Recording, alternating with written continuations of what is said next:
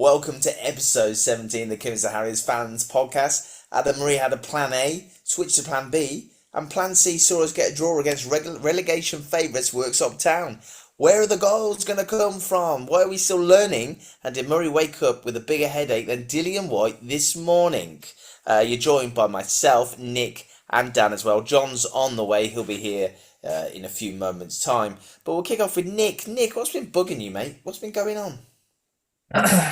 Hi everyone. Hi Dan. Hi Hey, Wes. mate. You all right? All good. So yeah, a couple of things. So first of all, I'm going to clear up your comments from last week, Wes, about me being on my holiday. Sometimes I just got just let the viewers know that I need to get a break sometimes from the constant nonsense that I get from the non-league Mark Goldbridge, aka Wes. Those of you who don't know who he is, YouTube him. Stick your comments in the below if you agree with me. So yeah, the haircut's grown out as well now, Wes. So you'll be pleased to know. So that's my first gripe. The second gripe, it's not a gripe really. But it is. Well, they've said quite a lot of nice things about us. So I think but on the other podcast, there's such a huge loving at the moment for Adam Murray. And look, I get it. They want him to do well, as we all do. But I just don't really understand what they're basing this sort of mercurial view of him on.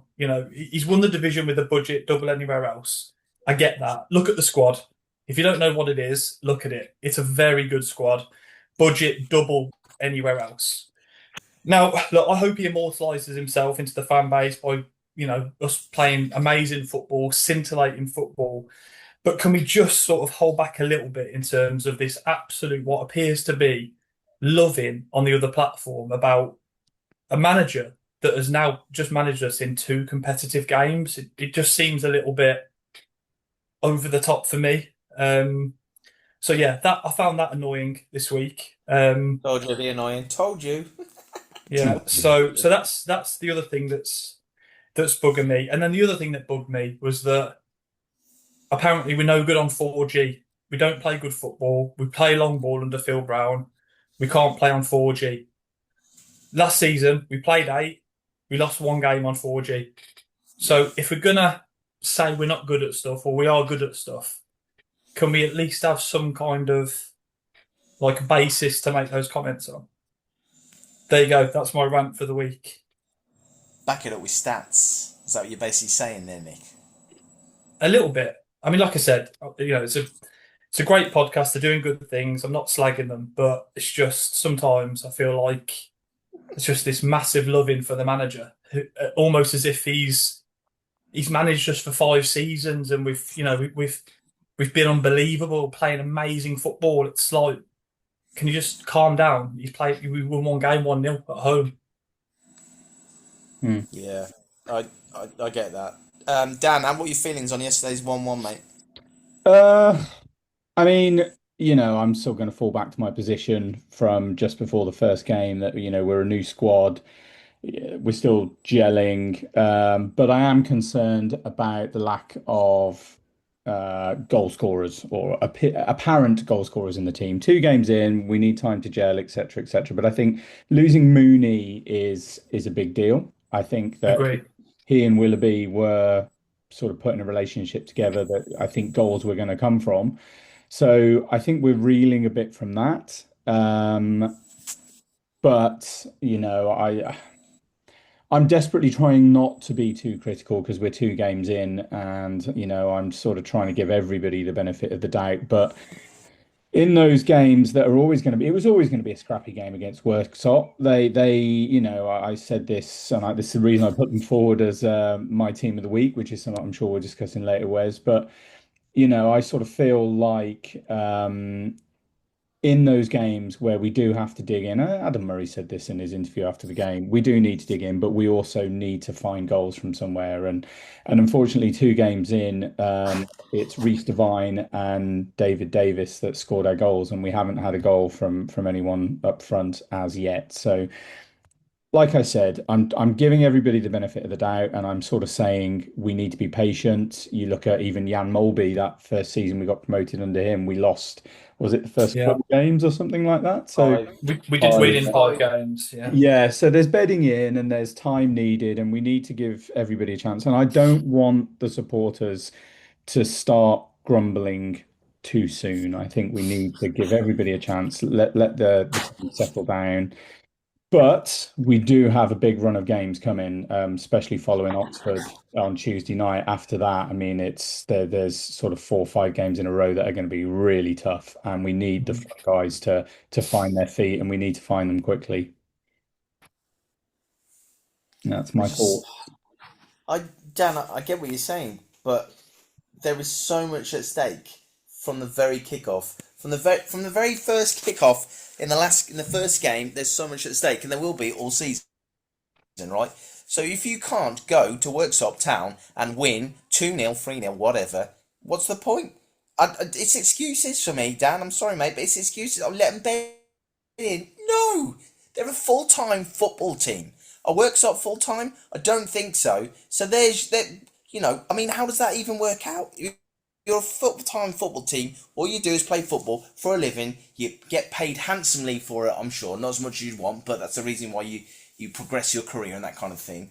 But I'm not accepting this, we've got to let them bed in. They've bedded in for 2 months now in pre-season and stuff. I just don't get it at all. I don't get that they should be hard on the players, man. They should be hard because they know what they've got to do, and they just didn't do it yesterday. It was pathetic, to be honest. Wes, look, I think it's a balance. I've already mentioned earlier in the podcast around this view of Murray being sort of a mercurial sort of answer to all of our questions. And I'm not saying he's that, and I'm not saying that he's a terrible manager either, and I'm not saying we're a terrible side or a great side. I think ultimately a team should be judged at the end of the season, rightly so. But I think you can get a view of a team sort of 10 games in. We're looking at trying to get, I think, 2 points a game. That's usually there or thereabouts what gets you over the line for a trophy. So I think let's see where we are after those first 10 games and what points we're on. I think I've had a look through last season, and we started really well under Phil. We won the first 3 and then obviously lost at Warrington. So we're worse off after 2 games than we were last time round. However, after those first 4 or 5 games, we didn't do quite so well for a period of time. And I think we were under the 2 points per game after the first 10. So I think, look, let's give the team time to like Dan says, bed in. I want to see partnerships get built. That takes time. Very similar to both of your views, though. I'm apprehensive about the goal scoring, but I think that just comes from the last couple of seasons where it's always, well, the last 3 seasons where that nervousness I've had for a long time.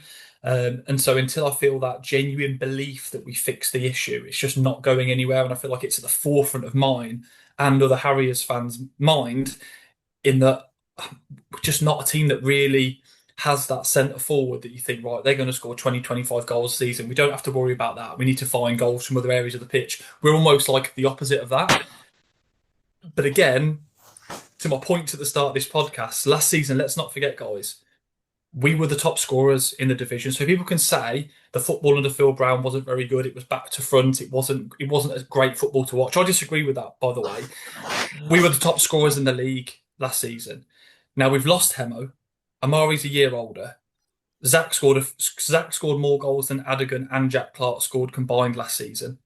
So the answers still aren't so much just around the manager. They are the players that we have brought in an upgrade on the players that have exited the building. And we both know that the players that have exited the building have had good records at the Harriers for the last 2 or 3 seasons. Richards, Brown, McNally, etc., Hemo, they've been good. So I think it's up to the new players to show that they are an improvement on those that have exited. And I think we can judge that in a few weeks' time. I think it's too soon to be saying they are or they're not. But I think yesterday is one of those results where, it's a frustrating one to have not gone and beat them, but also at the same time, they were a promoted side, not very big ground, some very big, aggressive players. Murray said he's got an answer to all the questions in terms of the physicality of the National League North. Didn't have the answers yesterday, but I think that's the first one. Let's give it a few more few more games to see what he can do when he gets a little bit more of a view of what his players are capable of physically, but also mentally as well. Because going to those kind of places, you get to real separate the men from the boys sometimes, I think. I think as well, it was good to sort of see that in his interview, the post game interview, he looked, for want of a better way of saying it, pretty pissed off with the way that the team had performed, etc. And that kind of fills me with a little bit more positivity, I guess, that he's not just sort of brushing it off as, oh, well, it was a bad day at the office. Hey, John, how you doing, mate? Hey, John. Hi guys, apologies for my lateness. Please don't let me interrupt you, Dan. No, that's good. So I was just sort of saying about Murray's interview post game, how he did seem a bit worked up. I also thought, I don't know if you guys thought the same thing, but watching his interview pre-game, the one that came out on Thursday or Friday, he didn't look happy in that interview. And whether that's because of the news of Mooney or what it was, I just didn't feel like, to me, I didn't feel like he was ready to go for Saturday. I sort of felt like he was holding something back. He didn't look happy, and I don't know. Maybe that's just his persona, and I'm still getting to know him. But I don't know. There was something didn't feel quite right about that interview to me. Maybe that's what showed on the pitch, but I think we do have to take into account that Worksop went out there to do a job on us, and I think they did. What does concern me, and I agree with you, Wes, that at this level we should have a plan. We should have something that, when plan A is not working, you sit into plan B. You can't have every single team in this league doing their homework on us to the point where they know how to basically wipe out every single threat that we have. And I did sort of feel like that on Saturday. I sort of felt like, well, they marked Amari Morgan Smith out the game. Waterfall had a brilliant game, and he's a quality player, so he's certainly one to watch. But we should have had something else, and I just don't feel like we did.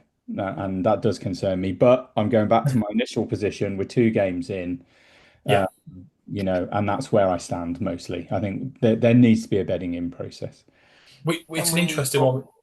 I was just going to say, Nick, can we all just agree? Are we all agreeing that that's 2 points dropped yesterday? Yeah.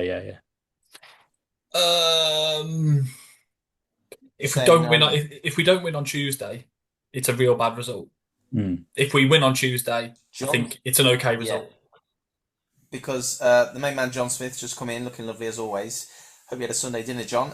He said last weekend, if we don't get at least 7 points out of these 3 games, then that's an absolute waste.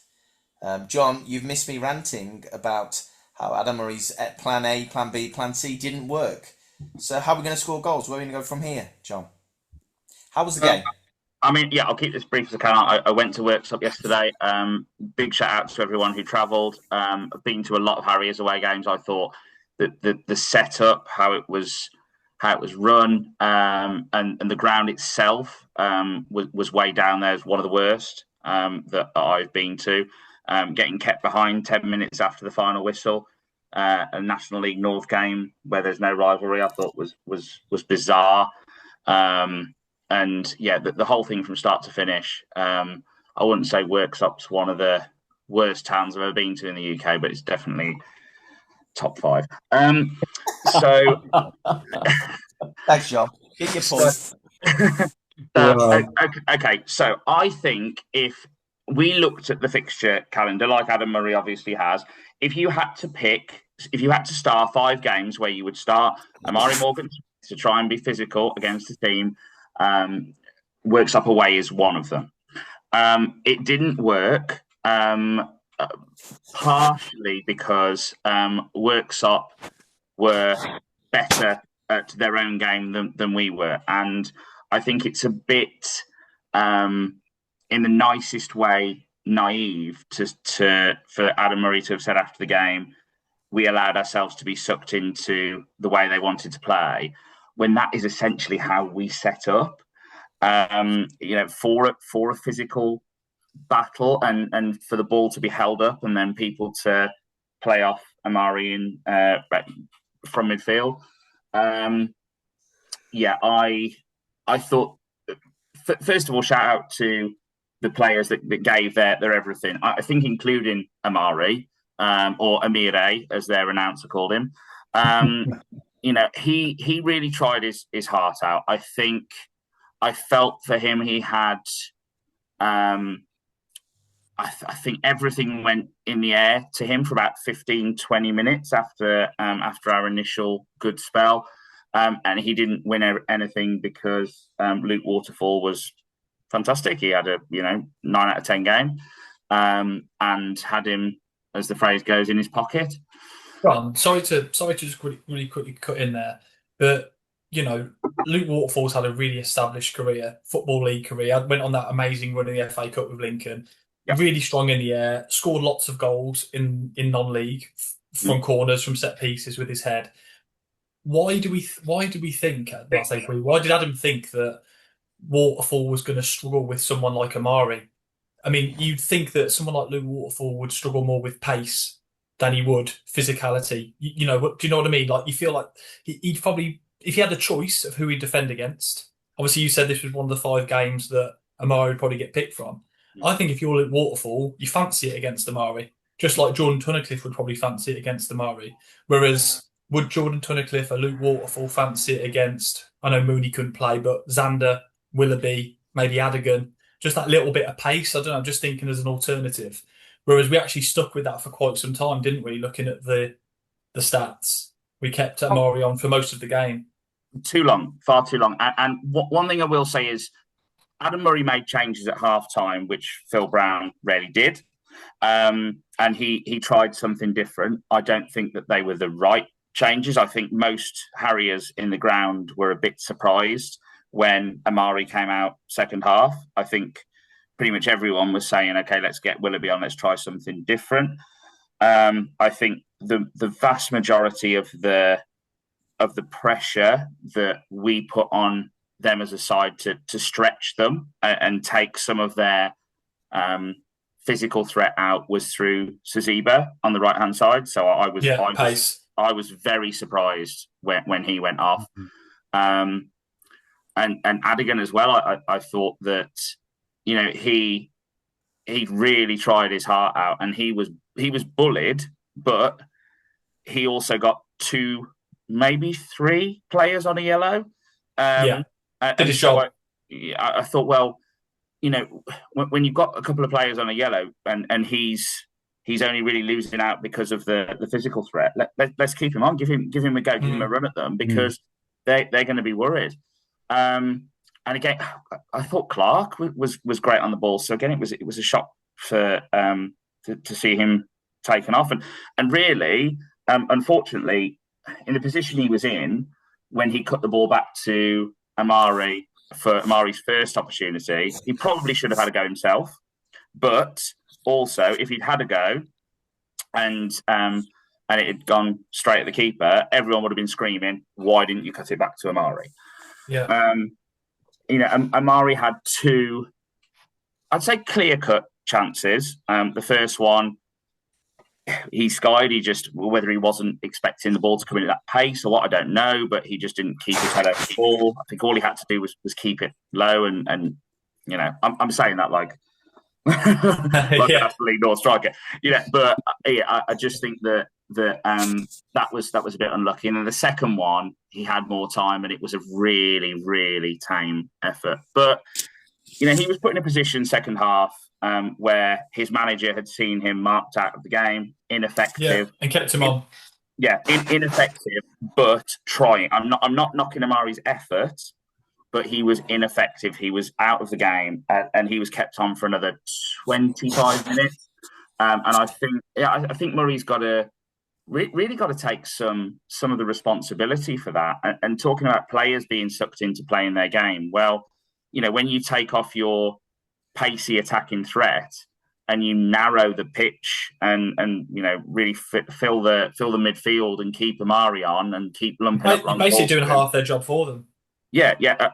Are the players being sucked into that? Is it just the players? Or I think the manager's got to take some responsibility. But one thing I will say, his post-match interview, he said he was learning, and he said that he was going to learn. And I hope that if we do get a result Tuesday, and it's a 3-game learning period that finds finds him his best 11 and our best plan B, then that 2 points dropped at Worksop looks like it was all worth it. Can I ask a question, John? Two questions, actually. First one is, how did our former hero, John Leesley, do?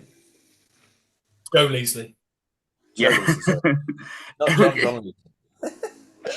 It must be the time difference, mate. Catching up with you. Don't worry, I know that he's your favourite player of all time. Yep. I thought he did fairly well. I thought he had a fairly good game, and he was able to deliver what needed to be delivered into their players who wanted to keep possession of the ball rather than go forward and try and make opportunities. I think he is very good at adapting to what a team needs. Would I have taken him over any of our players in that position yesterday? No. I mean, that hurt. That'll probably hurt him, to be fair. Joe Leesley, or whatever his name is, he'll probably upset. He did great for us. He was a great player for us. He changed our season when it was needed. He adapted very well to what we needed. Yep. Is he what we need now? No. My next question then, John, is this. So we have probably the fastest striker in the league on the bench, and we also have probably the fastest defender on the league on the bench. And then, listen, I go on and on and on about Seb Thompson, but if you're saying you need more pace up front, why don't you just give him a go? Why don't you just put him on? And because he's young, man, he's young. He don't care. He's just going to run around and be a hero. You got Seb Thompson and George Walker as well, two lightning players. You know, get them on the pitch. I'd probably rather have seen George Walker on. I know that you love Seb Thompson, whereas I personally have not really seen anything from him that would suggest that he would show enough to break into that 11. Did we need pace? Well, we had pace on the pitch. We had Saziva and we had Adigan, who were both showing, I thought, plenty of pace, and the game plan changed to take that pace off and to flood the midfield. Can I ask a question? Go for it. What sort of team do you think we are? So when Adam came in, there was lots of talk about his philosophy, his way of playing, an Adam Murray team. What do we think that is after, admittedly, a very short space of time, a few friendlies and a couple of competitive fixtures? What do you think our identity is? Because again, there's lots of conversation that under Russ we were a long ball team, which we became over time. Not so much the FA Cup season. I don't think we were that at all. I think we were quite progressive. Obviously had the luxury of some really good passing players like Carrington and Badrami. We then kind of evolved into this survival mode, which was just percentage-based football, which we never lost really under Penn. Then Phil came in and I think sort of polished that a bit and gave us that steal away from home, which got us third place in the away league table last season, but also meant we were top scorers and we did have some spectacular performances like King's Lynn at home, like Hereford home and away, and there were others as well as some of our more difficult performances. But there was supposed to be this perceived shift of what we were going to be this season. What do we think that is? Do we know yet? Are we a pressing team, counter press, possession based, tiki-taka? I've talked a lot, so Dan, I'll let you take that one first. But I have got an answer for that one as well. I think you make a really valid point. I don't know yet is the answer. I think for me, I feel like I want to see us play football. I want to see us. Wes always laughs at me when I sort of say running in the channels, but that's what I want to see. I want to see the little give and go, run round the back, ball into the box. I want to see that style of football, and I think under Phil Brown we did do that. The fact that we have pace with Xander and potentially George Walker on the bench, I want to see those players running at people. I want to see those players turning defenders round. So for me, that's what I want. What we are, I'm not sure yet. That's my maybe we'll know after 10 games. I guess that's what I mentioned earlier. Get for credit. I think 2 games is too soon, isn't it? But I think we need to know after 10 games. If we're still sat here in 4, 5, 6 weeks' time, whenever that 10 game period is come round, and we're not sure, I think we've got an issue. I think when because you have that's what he sold us on in a way, isn't it? That's what his yeah. sort of strapline was. We're going to be an Adam Murray type teamer, I think when you have a So striker like Willoughby who doesn't appear to be, and this, maybe my naivety sort of talking here, but he doesn't appear to be a target man. He's not the person that you lump the ball up to. He's going to hold it up and lay it off. To me, it feels like what Willoughby wants is the balls into the box, causing defenders concern, and he can pick up the pieces. That's what I feel like he's looking for, but maybe I'm wrong. Go on, John. I want to hear your opinion. Well, if you'd have asked me 2 days ago, my word would have been adaptable, because that is one thing that we weren't under Phil. I don't think we ever seemingly had a plan B, and when we did switch to it at Southport, it was a nightmare. And I don't think we had people in the we didn't have squad depth. We didn't have people in positions all across the pitch to account for injuries.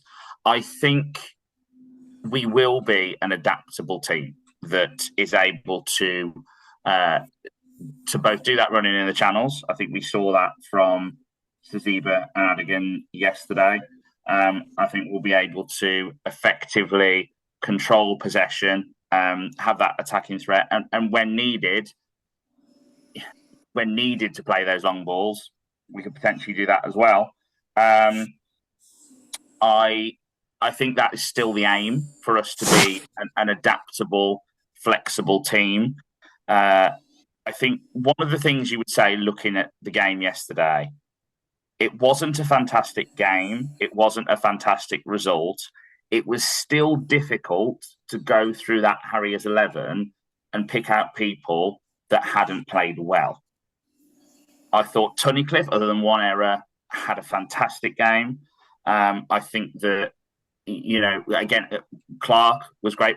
Reynolds looked good when he came on. Folks, again, especially second half, was pushed a lot higher, looked great again.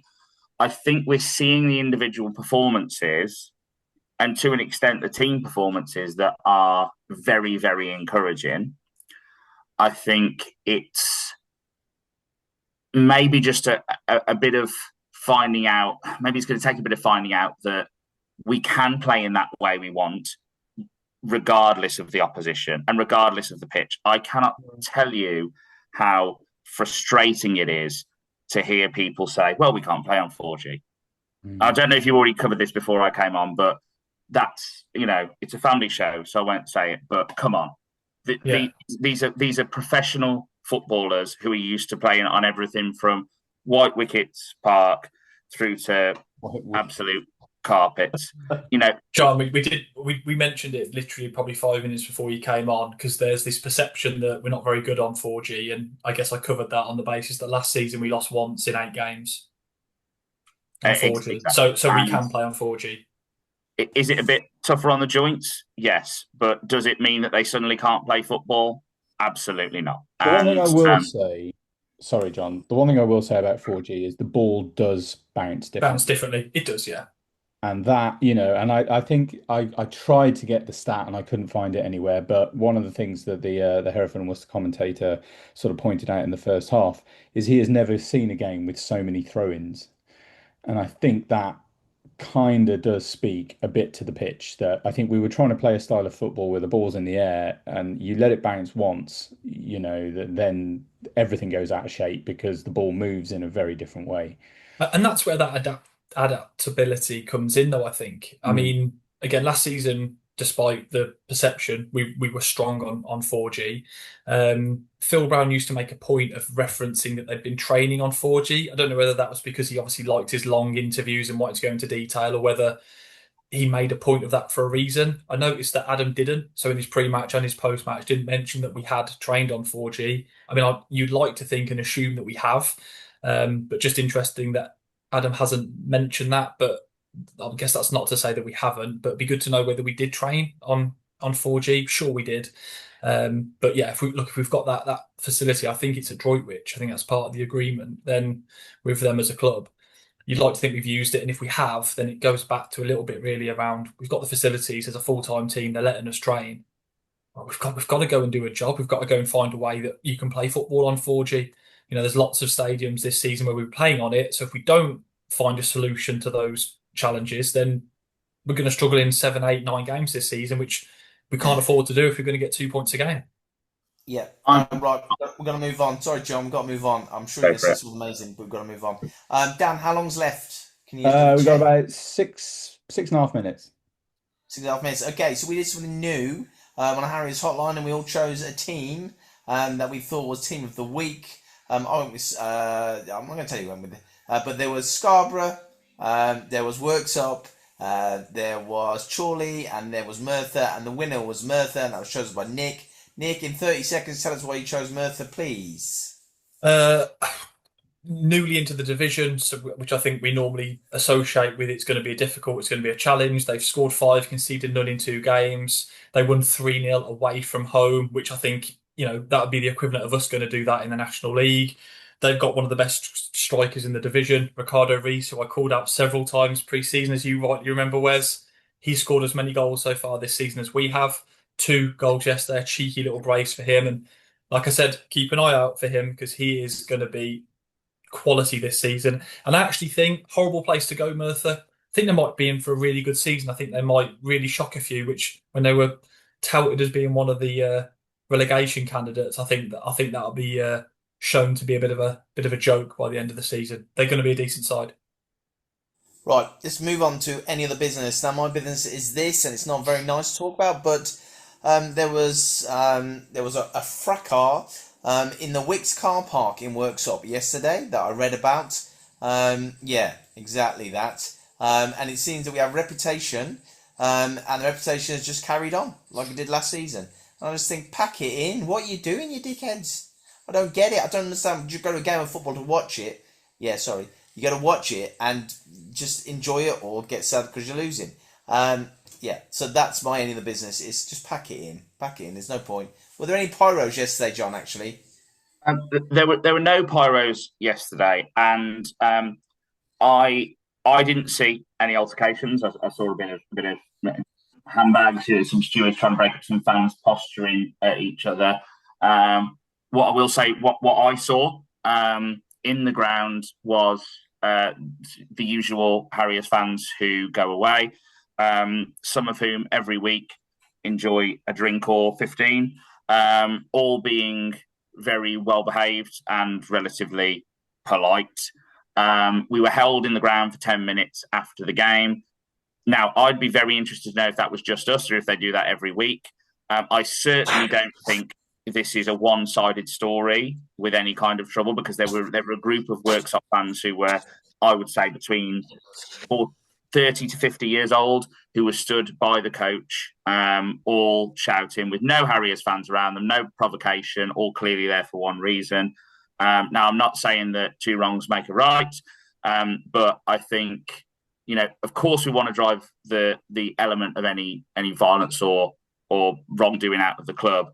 But I also think that we need to acknowledge where there is really good and really strong away support as well. Which is most of them, isn't it? Let's face it. Yeah, exactly. I think the troublemaking element is very, very small. I don't condone it, but I think the singing that continued for nearly 90 minutes yesterday, and the fun that was had despite a really crap place to go, I think should be applauded just as much as any kind of warning that, we definitely shouldn't be condoning violence or anything of the like. There you go. Right, Dan, how long's left? Sorry, Dan's in charge of this tonight. Yeah. I'm in Holland. So we've got just under 3 minutes left. So, Nick, any of the business? Could you do it in 30 seconds? Yeah, only thing for me, Joe Parker versus Joe Folks reunion on Tuesday. Be interesting to see whether Joe sets out any dogs onto Joe Parker, whether he gets Davis, Obi, or maybe Bird, who I think is guaranteed to start, whether they get stuck into him early doors. I know I'd be tempted to have a word in the ears of some of those players if Joe Parker did that to me, which clearly was intentional. So keep your eyes on that one, I think, on Tuesday. And Harriers fans, let's get stuck into Parker on Tuesday and try and knock him off his game.